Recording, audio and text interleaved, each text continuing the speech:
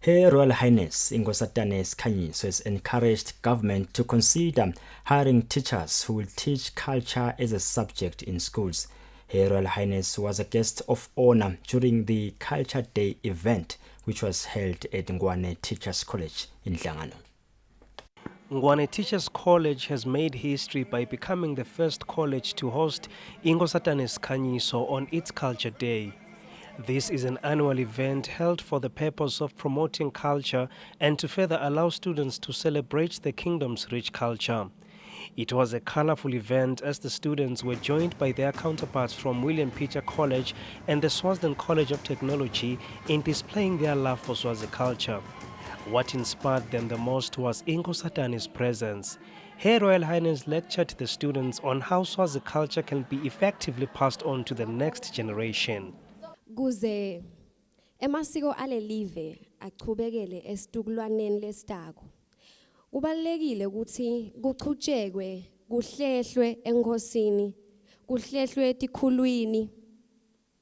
Kumqoka nekuthi live libuyisele emasiko etikolweni.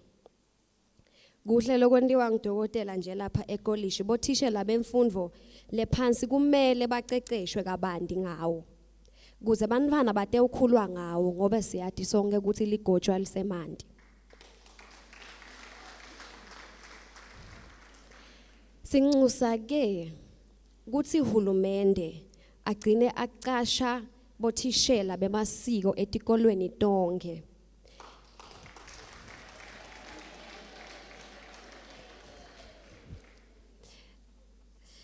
Nelitiko letemfundo lishiqilisisise imfundo yemasiko. Siyawakhuthaza nemaswati ukuthi akabhale tincwadzi temasiko njengale yami lesendleleni nje nene bekunene. The regional administrator Themba Masuku said the country is proud of Her Royal Highness, who is now admired internationally and leaving a mark within the United Nations. He said he hoped Inkosatane's presence will inspire imbali from the region to behave themselves as most are falling pregnant and exposing themselves to HIV. Insha ngisengibuka lapha esibhedlela kaHlatsi kusukela nga January kuze kuba ngeSeptember kulomnyaka lophelile. Labe bacwaninga bathatha tibalo bakhanze ukuthi bandlu labasha labasukela eminyakeni lengu lelishumi nakune kuye eminyakeni lelishumi nemfica. Labangene lapha ngekuthi bayonakelelwa bayobeleka. Labo bantu babengemakhulu lasihlanu nemashumi layimfica nesiphohlongo. Mhlambe labangakayidali leti nombolo ngu598.